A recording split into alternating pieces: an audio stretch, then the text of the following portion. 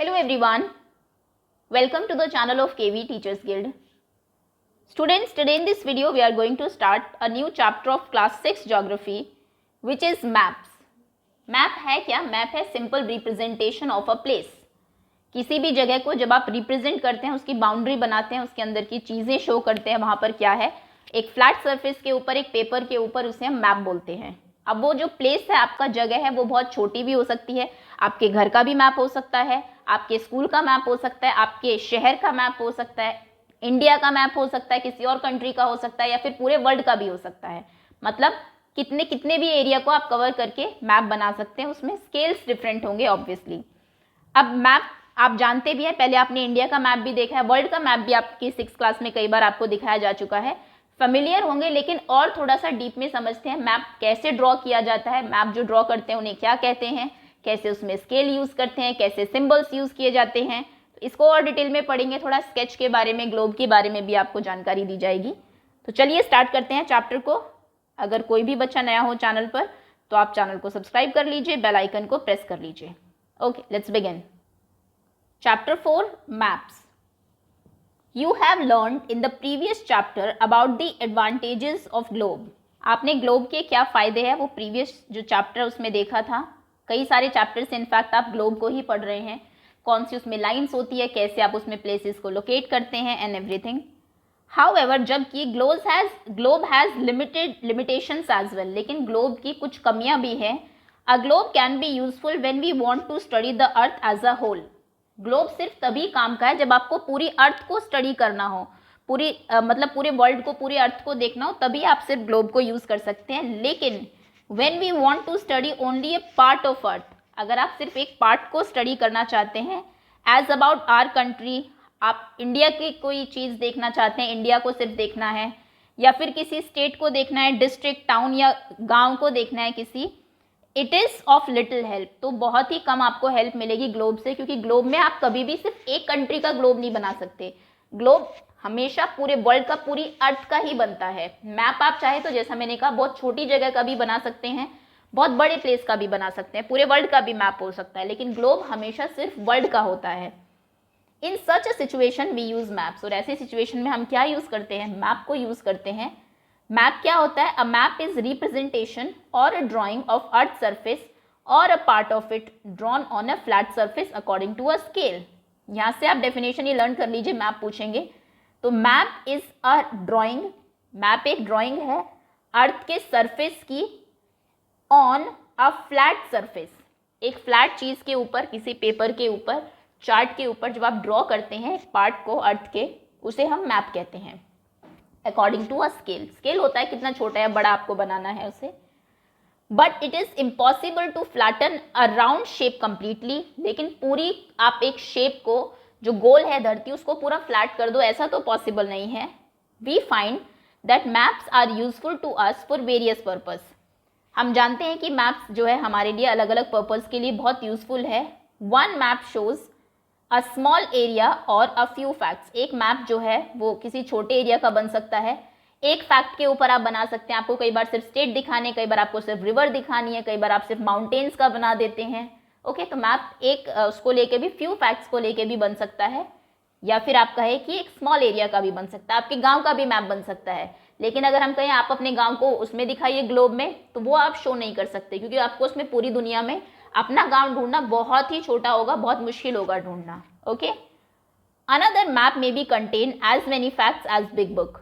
एक मैप में कई बार इतनी भी इंफॉर्मेशन होती है जितनी आपकी एक बुक में है पूरी.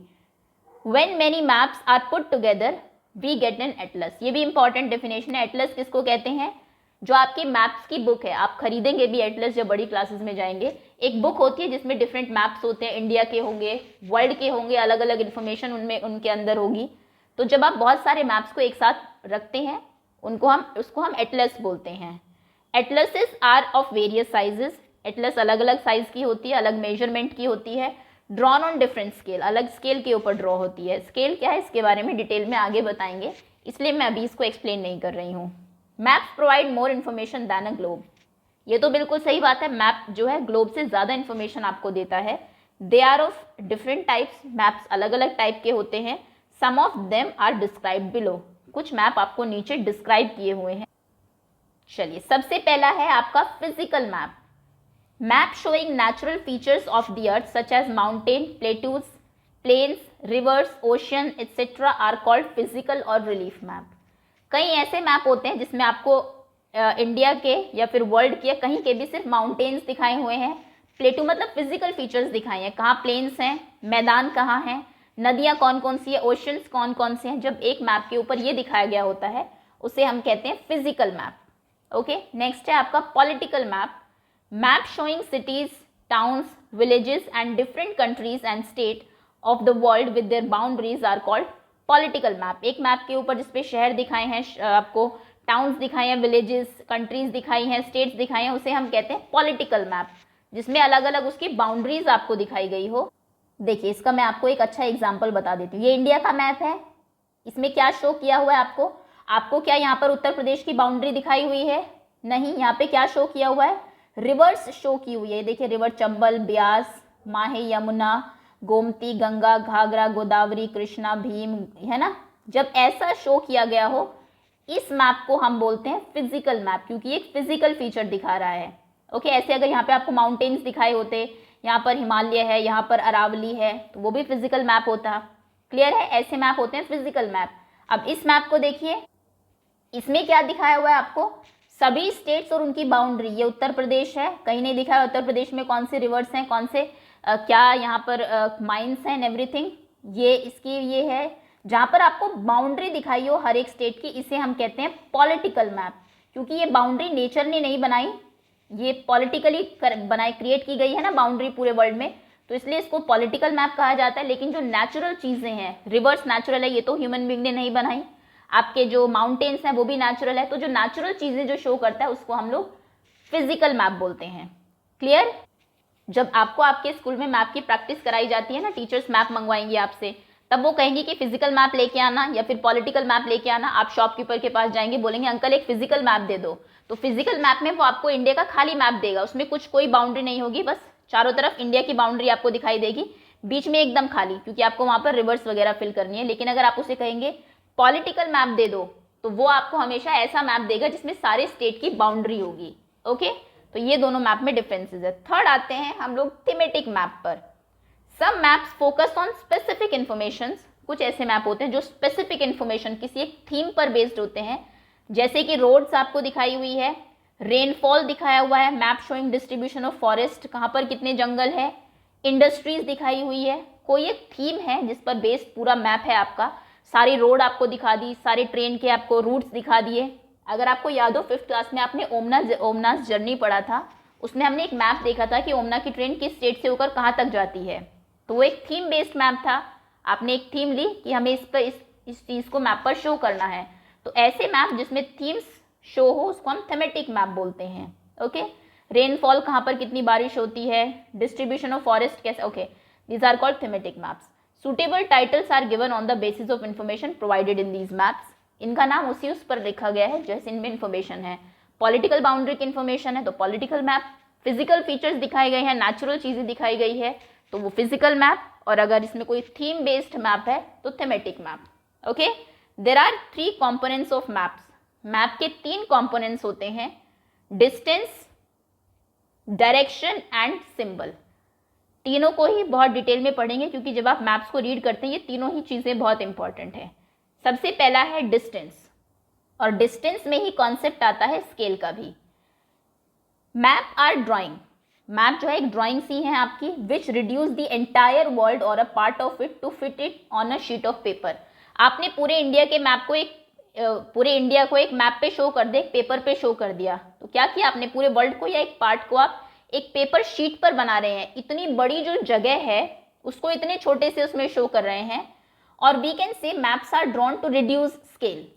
एक जो चीज़ 10 किलोमीटर की है आप उसको यहाँ पर 1 सेंटीमीटर में दिखा देते हैं। जैसे आप मैप में शो करते हैं, मान लीजिए आपको आपके शहर का, दिल्ली का मैप दिया हुआ है, आप कहेंगे देखो यहाँ मैं रहता हूँ, ये माई हाउस है and this is my school, ये मेरा स्कूल है। तो क्या आपका स्कूल इतनी ही दूर है? ये तो आपके एक हाथ से भी छोटा होगा। तो यहाँ पर आप क्या करते हैं, जो इतनी बड़ी डिस्टेंस है, मान लीजिए आपके घर से और स्कूल के बीच में 1 किलोमीटर की डिस्टेंस है, वहां पर आपने इसको 3-4 सेंटीमीटर्स में कवर कर दिया, तो आपने क्या कर दिया, उसको स्केल डाउन कर दिया। जैसे एक बहुत बड़ी चीज़ होती है, ये पेपर है, मैं इसको जूम कर सकती हूँ ऐसे, है ना, या फिर इसको जूम आउट कर दूं ऐसे, तो ये दूर से दिखाई देगा। ये होता है ये स्केल डाउन करना। ओके, स्केल बोलते हैं उसको जब आप किसी बहुत लंबी डिस्टेंस को शॉर्ट करके दिखाते हैं। But this reduction is done very carefully, लेकिन ये रिडक्शन आपको बहुत केयरफुली करना होता है, so that the distance between places is real, ताकि जो डिस्टेंस है उसमें आप रियल कंपैरिजन दिखे। ये मेरा स्कूल है, यहाँ ये घर है, ये स्कूल है, ये पार्क है, तो फिर डिस्टेंस अगर आपके यहाँ स्कूल से यहाँ तक की डिस्टेंस मान लीजिए 5 किलोमीटर्स है, तो फिर ये 2 किलोमीटर के अराउंड होगी, है ना। अब ये 5 किलोमीटर है और ये मान लीजिए 7 किलोमीटर है। क्या देखने से ऐसा लग रहा है आपको? बिल्कुल नहीं, ये तो बहुत ज़्यादा लग रही है, तो बहुत कम लग रही है। 7 किलोमीटर्स कैसे है? मतलब कि आपने स्केल सही नहीं चूज़ किया है।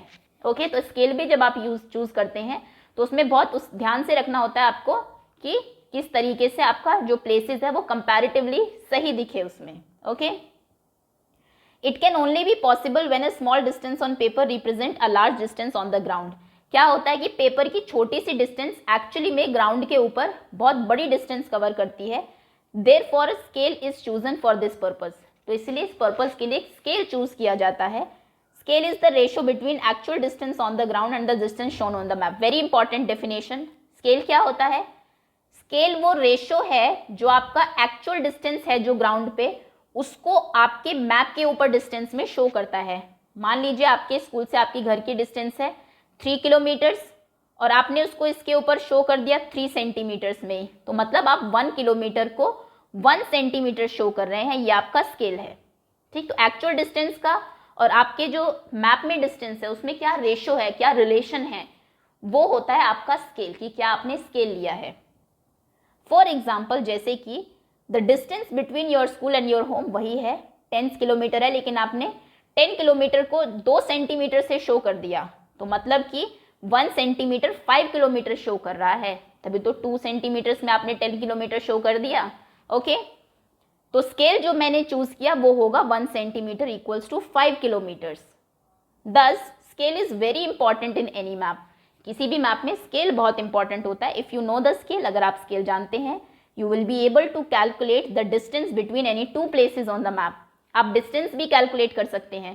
For example, मैंने यहाँ पे एक मैप बनाया, ये मान लीजिए ये मेरे शहर का मैप है। यहाँ पर मार्केट है, यहाँ पर मेरा घर है, माई हाउस, और मैं कहूँ कि मैं 1 सेंटीमीटर डिस्टेंस 2 किलोमीटर के इक्वल है, तो बताइए मेरे घर और मार्केट के बीच में कितने डिस्टेंस है? तो आप इसको मेजर करेंगे स्केल से, आप देखेंगे कि ये तो 4 सेंटीमीटर है, 1 2 3 एंड 4, तो आप कहेंगे 1 सेंटीमीटर 2 किलोमीटर्स है, तो 4 सेंटीमीटर कितना हो गया? 8 किलोमीटर्स। मतलब मेरे घर और मार्केट के बीच में 8 किलोमीटर की डिस्टेंस है, जो कि एक्चुअली में बहुत ज़्यादा हो गया है। तो समझ गए आप? तो अगर आपको स्केल पता है तो आप मेजर करिए डिस्टेंस और उसको मल्टीप्लाई कर दीजिए स्केल से, आपको एक्चुअल डिस्टेंस पता लग जाएगी।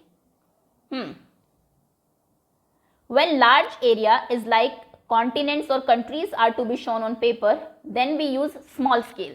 बिल्कुल, जब आपको एक पूरा देश दिखाना है एक पेपर के ऊपर, या फिर एक पूरा कॉन्टिनेंट दिखाना है, तो हम क्या करते हैं? बहुत छोटा स्केल यूज करते हैं। उसमें हम 5 सेंटीमीटर 500 किलोमीटर के बराबर लेंगे। It is called small scale map, उसे हम कहते हैं स्मॉल स्केल मैप। इसमें आपका इतना सा 5 सेंटीमीटर 1 सेंटीमीटर आपका 100 किलोमीटर के इक्वल होता है ग्राउंड के ऊपर। ओके, जैसे कि दो जो बहुत दूर आपकी सिटीज़ हैं उनके बीच का distance. When a small area like your village या town is to be shown on paper, लेकिन अगर आपके सिर्फ शहर को हमें शो करना है, then we use a large scale, जहाँ पे 5 सेंटीमीटर सिर्फ 500 मीटर होगा, या फिर 5 सेंटीमीटर सिर्फ 1 किलोमीटर होगा, तब आप बड़ा स्केल चूज कर सकते हैं। ऐसे उसको हम बोलते हैं लार्ज स्केल। मतलब है जब डिस्टेंस बहुत ज़्यादा हो, एरिया बहुत बड़ा हो, तो आपको छोटा स्केल यूज करना पड़ता है, और जब डिस्टेंस कम हो तो आप फिर बड़ा स्केल भी यूज कर सकते हैं। ओके, स्केल मतलब वो स्केल नहीं जिससे आप स्ट्रेट लाइन ड्रॉ करते हैं। यहाँ पर स्केल का मतलब है आपकी लाइन और एक्चुअल डिस्टेंस के बीच का ratio, relation. Large scale map give more information than the small scale map. बिल्कुल, लार्ज स्केल जो मैप है, आपको सिर्फ अपने गांव का अगर मैप बनाना है, आप उसमें घर भी दिखा सकते हैं, पेड़ भी दिखा सकते हैं, मंदिर दिखा सकते हैं, लेकिन अगर मैं इंडिया की बात करूं, इंडिया के मैप में क्या आप ट्रीज दिखा सकते हैं? बिल्कुल नहीं। तो लार्ज स्केल मैप जो होता है, जो छोटे एरिया का मैप बनता है, उसमें ज़्यादा इन्फॉर्मेशन आती है। चलिए ये दोनों कॉन्सेप्ट होपफुली आपको क्लियर होंगे। स्केल क्या होता है? स्केल होता है ग्राउंड के ऊपर actual distance, distance on ground और डिस्टेंस ऑन मैप के बीच का रिलेशन, डिस्टेंस ऑन मैप इनके बीच का रेशियो। उसके बाद दो स्केल होते हैं, स्मॉल स्केल मैप, जब एरिया बहुत ज़्यादा बड़ा हो तो हम छोटा स्केल यूज़ करते हैं, लेकिन जब स्केल बड़ा तब यूज़ करेंगे जब एरिया काफ़ी छोटा होगा, एक विलेज, एक टाउन का, ऐसे। ओके, नेक्स्ट कॉन्सेप्ट है हमारा डायरेक्शन का। Most map contain an arrow marked with the letter N at the upper right corner. ज़्यादातर मैप जो आप देखेंगे, जैसे कि मैंने आपको ये मैप दिखाया था, इसमें शायद आपने ऑब्जर्व ना किया हो, ये देखिए ऊपर ये आपको दिखाई दे रहा है, यहाँ पर एक एरो लगा है ऊपर की तरफ, यहाँ कॉर्नर में, और यहाँ लिखा है ऊपर की तरफ एरो करके एन। इसका मतलब है ऊपर की तरफ नॉर्थ डायरेक्शन है। वो लेफ्ट कॉर्नर में था, लेकिन जनरली आपको राइट कॉर्नर में देखने को मिलता है। तो ऊपर की तरफ एक मार्क लगा होता है और वहां पर लिखा होता है एन, इसका मतलब होता है नॉर्थ डायरेक्शन, और इसे हम नॉर्थ लाइन कहते हैं। When you know the north, अगर आपको नॉर्थ पता है तो बाकी डायरेक्शन आप निकाल ही सकते हैं। वैसे मैं आपको चारों डायरेक्शन बता चुकी हूँ। पेपर के ऊपर डायरेक्शन फिक्स रहती है, हमेशा राइट हैंड की तरफ ईस्ट होता है, लेफ्ट हैंड वेस्ट, ऊपर नॉर्थ और नीचे साउथ, ये फिक्स कर दिया गया है। आप कुछ भी रीड करिए किसी भी सब्जेक्ट में, डायरेक्शन आपकी पेपर के ऊपर यही रहेगी हमेशा, east west north and south. अगर आपको डायरेक्शन पता है तो कोई भी प्लेस आप ढूंढ सकते हैं। Okay, direction north east, north south east and west, they are called cardinal points. इनको हम लोग कार्डिनल पॉइंट्स बोलते हैं। बाकी जो 4 डायरेक्शंस हैं, सब डायरेक्शंस जो हमारी होती है, जैसे north east, south west, north west, we can locate any places according to the help of these intermediate directions. इनको हम कहते हैं इंटरमीडिएट डायरेक्शंस। ये देखिए, ये है आपके 4 main direction, east west north south. अब इनके बीच में जो होगा ये क्या होगा? नॉर्थ ईस्ट, क्योंकि नॉर्थ ईस्ट के बीच में है। ये होगा नॉर्थ वेस्ट, ये होगा साउथ वेस्ट, ये होगा साउथ ईस्ट। आप कहेंगे ईस्ट साउथ क्यों नहीं हो गया? ये ईस्ट साउथ बोलना भी नहीं है, क्योंकि साउथ ईस्ट ही होता है। साउथ और नॉर्थ हमारी, ये लगा लीजिए प्राइमरी वो है, पहले इन्हीं का ही नाम लिया जाता है। यहाँ पे भी देखिए साउथ पहले, वेस्ट साउथ नहीं कहा गया, यहाँ पर भी साउथ नॉर्थ नहीं कहा गया, नॉर्थ वेस्ट कहा गया है। ओके, तो नॉर्थ और साउथ हमेशा पहले लिखना है आपको जब हम बात करते हैं सब डायरेक्शंस की। Okay, find out the following direction from the figure 4.1। The direction of community centre, the playground from Vikas house. Vikas के हाउस से कम्युनिटी सेंटर का डायरेक्शन बताइए कहाँ पर है? विकास का घर कहाँ है? ये रहा। तो आप यहाँ से चलेंगे, उसके बाद लेफ्ट मुड़ेंगे, नॉर्थ डायरेक्शन में जाएंगे, सामने ही आपको चलते जाएंगे तो कम्युनिटी हॉल मिल जाएगा। लेकिन अगर वहाँ से प्लेग्राउंड की निकालनी है, एंड प्लेग्राउंड, तो आप यहाँ से चलेंगे, उसके बाद मुड़ जाएंगे वेस्ट डायरेक्शन में, फिर नॉर्थ की तरफ मुड़ेंगे, सीधा चलते रहेंगे, फर्स्ट कट से ईस्ट की तरफ मुड़ेंगे, ईस्ट से जाएंगे तो आपको लास्ट कॉर्नर में प्लेग्राउंड मिल जाएगा। Okay, the direction of school from shop. Shop से स्कूल की डायरेक्शन बताइए कहाँ पर है? ये रही शॉप। शॉप से आप निकलेंगे, यहाँ से पहले नॉर्थ साउथ की तरफ थोड़ा सा चलेंगे, उसके बाद ईस्ट की साइड मुड़ेंगे, ये ईस्ट है आपका, चलते जाएंगे तो कॉर्नर में आपको स्कूल मिल जाएगा। अगर आपको डायरेक्शन पता, आप कोई भी चीज़ वो ढूंढ सकते हैं। Okay, we can find the direction of a place with the help of compass. ये जानते हैं, ये कंपास होता है, इससे आप डायरेक्शन पता कर सकते हैं, क्योंकि इसकी जो निब होती है, पिन निडल जो होती है, वो हमेशा नॉर्थ की तरफ इशारा करती है। इसमें तो खैर 2 निडल है, कई में सिर्फ एक ही होती है, तो उसमें जिस तरफ भी निडल आपकी इशारा कर रही है वो हमेशा नॉर्थ डायरेक्शन है। तो नीचे अपने आप साउथ हो जाएगी, और राइट हैंड की तरफ आपकी ईस्ट और लेफ्ट हैंड की तरफ वेस्ट। तो अगर आपके पास ये है तो आप 4 मेन डायरेक्शन पता कर सकते हैं कि किस डायरेक्शन में हम हैं और किधर आपको जाना है। इसे हम कहते हैं कंपास, जिससे कि आपको डायरेक्शन का पता लगता है। ओके, कंपास की नीडल हमेशा किस डायरेक्शन में जो है पॉइंट करती है? नॉर्थ साउथ में, नॉर्थ की तरफ, और अगर सेकेंडरी भी है तो वो साउथ की तरफ। लास्ट कॉन्सेप्ट है हमारा symbols. It is the third important component of map.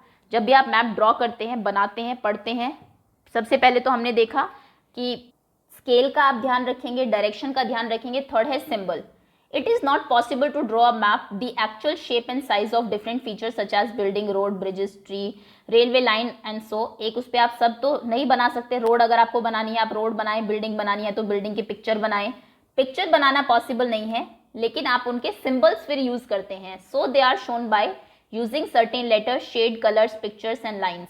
मान लीजिए आपने सिंबल बनाया कि स्कूल का सिंबल ये है, जहाँ पर एस लिखा हुआ मिलेगा वहाँ स्कूल है। ट्री का सिंबल ये है, एक्चुअल पेड़ ना बना के कुछ सिंबल्स हम लोग दे देते हैं सभी चीज़ों को, कुछ चीज़ों को कलर भी देते हैं। जहाँ पे एक ब्लू कलर मिलेगा उसका मतलब है कि यहाँ पर पानी है। Okay, these symbols give a lot of information in the limited space. कम ही जगह में आपको काफ़ी इन्फॉर्मेशन मिल जाती है इन सिंबल्स से। With the use of these symbols map can be drawn easily and are simple to read.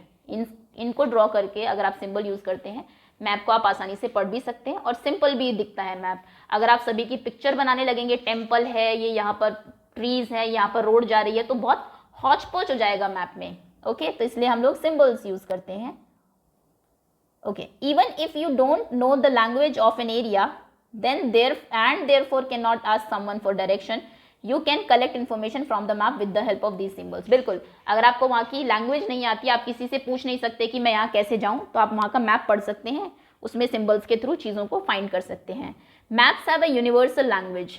Map की लैंग्वेज जो है वो यूनिवर्सल है, that can be understood by all. और जिसको मैप रीडिंग आती है वो आसानी से इसको समझ सकता है। आप किसी भी शहर में हैं, किसी भी कंट्री में हैं, मैप सबके एक ही टाइप के होते हैं। There is an international agreement regarding the use of these symbols. एक इंटरनेशनल एग्रीमेंट है इन सिंबल्स को कैसे यूज करना है। These are called conventional symbols, और इन्हें हम कहते हैं कन्वेंशनल सिंबल्स। और ये देखिए यहाँ पर आपको कुछ सिंबल्स दिए हुए हैं। सबसे पहले रेलवे लाइन का सिंबल कैसे होगा। सबसे पहले ब्रॉड गॉज। देखिए गॉज क्या होते हैं, 4 टाइप के गॉजेस होते हैं रेलवे ट्रैक की अगर हम बात करें। Broad gauge, metre gauge, narrow gauge and standard gauge. Gauge हम बोलते हैं जो 2 आपकी रेलवे लाइंस हैं, इनके बीच के डिस्टेंस की बात होती है। तो अगर ये ब्रॉड है, काफ़ी चौड़ी है, तो फिर ब्रॉड गॉज के लिए ये वाला सिंबल यूज़ किया जाता है। मीटर गॉज जो कि एवरेज है हमारी, उसके लिए ये सिंबल यूज़ किया जाता है। यहाँ पर मीटर गॉज है मतलब नॉर्मल रेलवे की पटरियाँ हैं। और रेलवे स्टेशन अगर है तो उसके लिए ये सिंबल यूज़ किया जाता है। ऐसी एक लाइन होगी, यहाँ पर ये होगा, रेड कलर से होगा और RS लिखा होगा। ये इंटरनेशनल सिंबल है, आप अपनी तरफ से किसी ने नहीं बनाए हुए। आप ये नहीं कह सकते कि मैं तो रेलवे लाइन को ऐसे दिखाऊंगा, नहीं। अगर आप मैप बना रहे हैं तो यही आपको यूज़ करने पड़ेंगे। चाहे आप एक छोटे से एरिया का, अपने विलेज का मैप बना रहे हो, आपके गाँव के पास से एक रेलवे लाइन जा रही है, तो आप रेलवे लाइन को ऐसे ही शो करेंगे। अगर आपको कहीं ऐसे दिख गया तो मतलब वो रेलवे लाइन की ही बात हो रही है। आपको ये लिखने की भी जरूरत नहीं है किसी के लिए कि देखो ये रेलवे लाइन का सिंबल है, क्योंकि उसको पता होगा जिसको मैप रीडिंग आती है कि ये सिंबल्स रेलवे लाइन के ही होते हैं। ओके, रोड के ऊपर मेटल रोड है, अगर पक्की सड़क है तो फिर ऐसा होगा। अनमेटल्ड है, कच्ची सड़क है, तो फिर ऐसा होगा। आपने अपने विलेज का ये बनाया, ऐसे अगर साइंस दिखा दिए तो जिसको मैप पढ़ना आता है, आप कहीं पर गए तो आपको पता होगा कि यहाँ से कच्ची सड़क जा रही है, और अगर ऐसा है तो मतलब पक्की सड़क है। बाउंड्री, इंटरनेशनल बाउंड्री की जब हम बात करते हैं, इंडिया की इंटरनेशनल बाउंड्री ये है, मान लीजिए ये इंडिया है, ये पाकिस्तान है, तो हम उनके बीच की जो बाउंड्री है, 2 देशों के बीच की बाउंड्री को इंटरनेशनल बाउंड्री कहा जाता है। उसको हमेशा इस लाइन से शो करते हैं। स्टेट की बाउंड्री को ऐसे पतली सी लाइन होगी, डॉट, और डिस्ट्रिक्ट की बाउंड्री को ऐसे। अगर आप इंडिया के मैप में किसी स्टेट के अंदर डिस्ट्रिक्ट दिखा रहे हैं, अलग अलग जो वहाँ के जिले हैं, तो उनके बीच की जो लाइन होगी वो ऐसे शो होगी, इससे। ओके, इंटरनेशनल इससे और स्टेट्स के बीच में ऐसे। अगर आपको कहीं पर ऐसी लाइन मिले किसी उसके बाहर, मान लीजिए पंजाब का कोई गांव देख रहे हैं और उस गांव के बाहर मैप में ऐसी लाइन है, तो मतलब कि ये इंटरनेशनल बॉर्डर है, उसके उधर पाकिस्तान स्टार्ट है। ओके, अगर आप मान लीजिए वेस्ट बंगाल में और वहाँ पर आपको ऐसी बाउंड्री दिखती है, तो मतलब कि वो उसके उधर बांग्लादेश स्टार्ट है, ये इंटरनेशनल बाउंड्री है। और अगर आपको ऐसी बाउंड्री दिखे मतलब कि आगे दूसरा स्टेट शुरू है, और अगर ऐसी बाउंड्री तो ये डिस्ट्रिक्ट यहाँ पर खत्म है। ये मैप में आपके इंटरनेशनल सिंबल है। बात करते हैं रिवर की। रिवर का इंटरनेशनल सिंबल है ये, और बीच में स्काई ब्लू कलर। वेल का ये है सर्कुलर, ये टैंक का ये है ऐसा सिंबल और बीच में ये। कैनाल, नहर का ये है 2 लाइन और ऐसे, और ब्रिज का ये सिंबल है। ओके, ये सिंबल आपको लर्न भी कर लेने हैं, क्योंकि कई बार एग्जाम में पूछ लिया जाता है। आपको एक सिंबल दे देंगे कि ये किस चीज़ का सिंबल है, और वैसे भी अगर आप चाहते हैं मैप आपको अच्छे से रीड करना है तो ये इंटरनेशनल सिंबल्स पता होने चाहिए आपको। टेम्पल का ये सिंबल है चर्च, मॉस्क एंड छतरी। Okay, next post office PO लिखा जाता है। पोस्ट एंड टेलीग्राफ का ऑफिस को PTO लिखा जाता है। पुलिस स्टेशन को PS लिखा जाता है। कहीं पर भी किसी भी मैप में आप कहीं का भी मैप देख रहे हैं, मान लीजिए आप कल को लंदन जाते हैं, आपने वहाँ का मैप खरीद लिया, आपको कहीं जाना है, तो वहाँ पर अगर PS लिखा हुआ है मैप में, मतलब वहाँ पर पुलिस स्टेशन है। खैर, सेटलमेंट्स, ये यहाँ पर सेटलमेंट मतलब यहाँ पर लोग रहते हैं। ग्रेवयार्ड मतलब कि बरियल ग्राउंड है, शमशान घाट जिसे आप कहेंगे।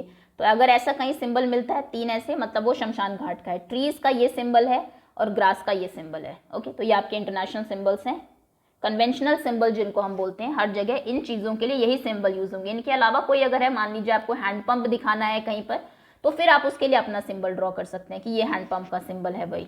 Okay, various colours are use for some purpose, कुछ पर्पज के लिए अलग अलग कलर यूज किए जाते हैं, जैसे कि generally blue colour is used for showing water. अगर आपको पानी शो करना है तो ब्लू कलर आप यूज करेंगे। ब्राउन माउंटेन्स के लिए होता है, येलो प्लेटू के लिए होता है, ग्रीन प्लेन्स के लिए होता है, मैदानों के लिए। ओके, तो ये आप कलर्स भी याद कर लीजिए। ओके, अब हम बात करते हैं स्केच की। उससे पहले ये देखिए एक मैप आपको यहाँ पर दिखाया हुआ है। ये अगर आपको, ये सुंदरपुर गांव का मैप है और इसके आसपास का। तो ये सुंदरपुर गांव के ग्रेवयार्ड है, यहाँ पर शमशान घाट है, ये मंदिर है, ये देखिए यहाँ पर ये है, ये कच्ची सड़क है यहाँ पर, यहाँ से पक्की सड़क शुरू है, यहाँ पर पुलिस स्टेशन है, यहाँ पर घर है, ये मतलब कि लोग यहाँ पर रहते हैं। ये चर्च का दिखाया हुआ है, सॉरी ये दिस वाज मॉस्क, चर्च का ये है। नेक्स्ट ये पेड़ है यहाँ पर, ये I think what was this used for, ये वेल है, नो टैंक है सॉरी।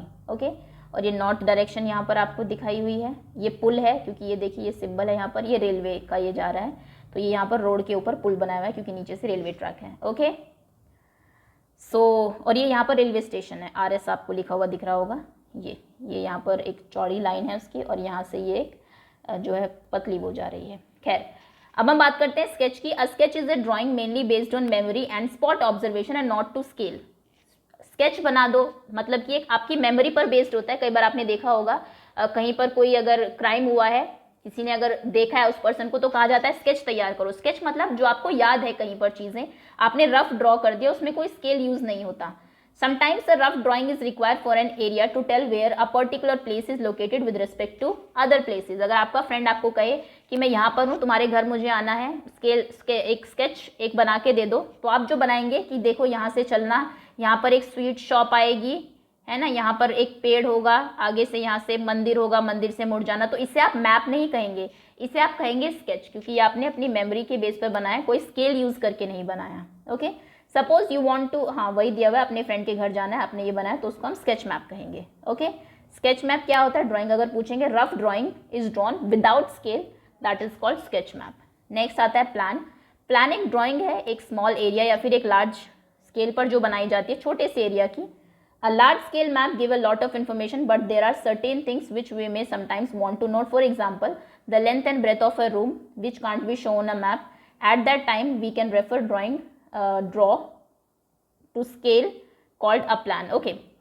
अगर आपको आपके घर का ये बनाना है, मान लीजिए कि घर का जब आप मैप तैयार करते हैं एक तरीके से कि देखिए ये हमारा घर होगा, ये इतना बड़ा रूम होगा, यहाँ पर इतनी लेंथ होगी, इतनी ब्रेथ होगी, इतने बाय इतने का, यहाँ पर किचन होगी। ओके, कई बार बनाते हैं ना, तो उसको हम लोग प्लान बोलते हैं। उसको आप मैप नहीं कहेंगे कि घर का मैप है, नहीं, वो प्लान होगा आपका। Okay, so that's all. ये मतलब छोटे उसके जब आप सिर्फ एक जगह का बनाते हैं, छोटे एरिया का, तो उसको स्केच कहते हैं, और उससे भी उसका बनाएंगे बहुत ही बड़े स्केल का, तो उसको प्लान कहेंगे। सो दैट्स ऑल स्टूडेंट्स, इसी के साथ आपका चैप्टर फिनिश होता है। होपफुली मैप को आप और अच्छे से अब समझ गए होंगे और उसमें जो चीज़ें यूज़ होती है अच्छे से आप रीड कर पाएंगे अब से। So thank you so much for watching.